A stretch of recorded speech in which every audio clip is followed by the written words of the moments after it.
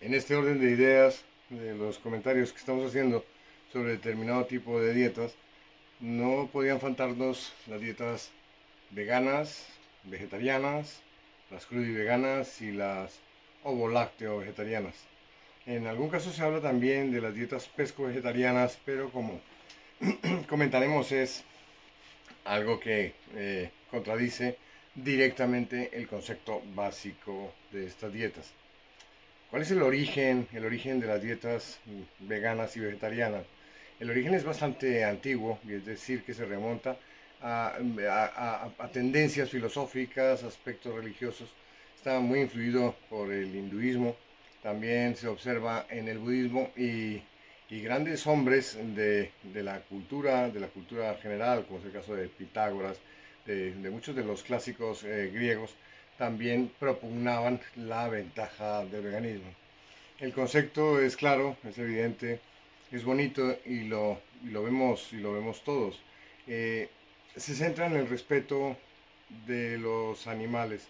La idea es no consumir ni destruir a muchos seres semejantes que conviven con nosotros, en algunos casos en tranquilidad en la naturaleza. Eh, ¿Cuál es el problema que puede generar la utilización de este tipo de dietas? Mm, Yo comentaba, y en algún caso igual siento ser un poco reiterativo y pesado, que el ser humano requiere una gran cantidad de alimentos y de elementos porque es un omnívoro extremo, es una especie, la especie humana, que requiere de muchos alimentos para ir conjugando y para ir conformando toda nuestra autonomía y todo nuestro ser. En las dietas veganas y vegetarianas, en líneas generales, se producen déficits importantes en las vitaminas del complejo B, de la B12, se produce un déficit importante del ácido fólico y se produce un importante déficit de calcio en la mayor parte de los casos. Las dietas veganas y vegetarianas pueden llevar como solución y como reclamo y como interés algo muy importante. Son ricas en fibra, disminuyen evidentemente la posibilidad de cáncer de colon y de patologías intestinales. Evidentemente son muy efectivas para todos los que nosotros denominamos los factores de riesgo cardiovascular. Esto es, ya lo hemos hablado en otras ocasiones, pues la obesidad, la diabetes mellitus, la hipertensión arterial, cuando no nos excedemos con los productos con excesiva sal, las hiperlipemias, la hipercolesterolemia en concreto, y evidentemente la hiperuricemia. Las dietas veganas consiguen buenos resultados en pérdida de peso y en adhesión del paciente, por todo el contexto y por toda la estructura mm, filosófico-religiosa, pero también desde el punto de vista histórico y ya desde el punto de vista cultural, están muy arraigadas a un concepto bastante positivo de la vida. ¿Cuáles son sus problemas o sus defectos? Después de muchísimos años de experiencia en este campo y teniendo buenos amigos que al estar viendo este video recordarán el caso de sus hijos, hijas en general, más frecuentemente, porque esto es una patología, los problemas de salud, no el veganismo, o no la tendencia o el deseo de hacer una dieta vegetariana.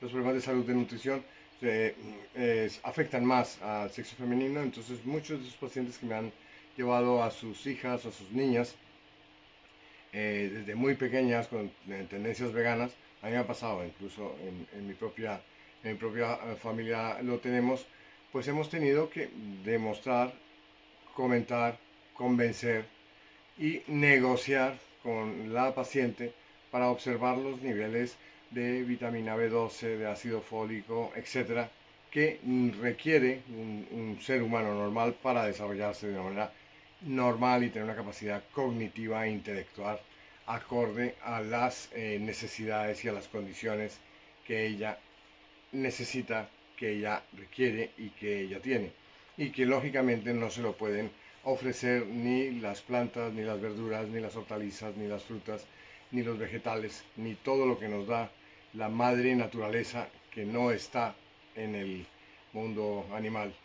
Cuando a esta situación le añadimos en muchas ocasiones la presencia de huevos o de lácteos, es lo que se denomina dieta ovo-lácteo vegetariana, pues se produce un fenómeno bastante curioso y bastante significativo que aborda, insiste y reafirma el concepto que yo comento siempre y que puede parecer un verdadero anatema, el hecho mismo que en pacientes con costumbres y con una dieta vegetariana en la que consumen huevos y lácteos se produce una gran elevación de colesterol sanguíneo. No de triglicéridos, evidentemente, pero sí de colesterol, porque el consumo excesivo de huevos en personas que tengan esa predisposición puede conllevar a elevaciones muy importantes del mismo.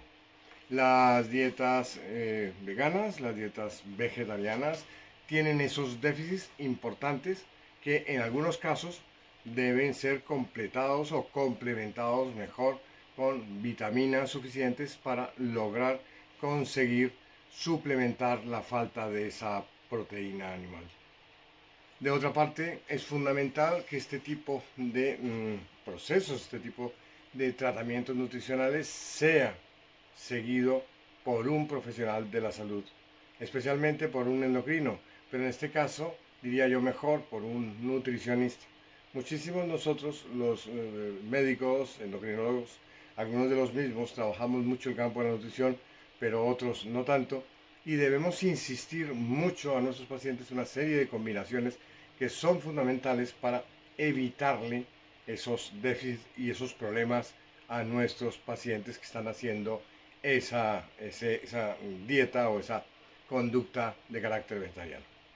Esto es, el consumo de legumbres siempre con cereales. ¿Cómo se hace y cómo se utiliza en 100.000 culturas y en todos los países y en todos los rincones del mundo? Tenemos que mezclar las lentejas con el arroz blanco. Esto es fundamental. Tenemos que unir las judías o las frijoles o las alubias, según como se llame, según la región, con arroz blanco, con patata, etc.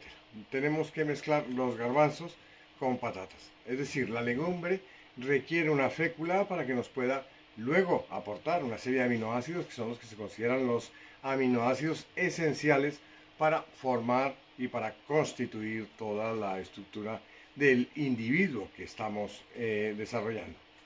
Primera parte. Segunda parte, es importantísimo lo que se denomina la quelación del hierro.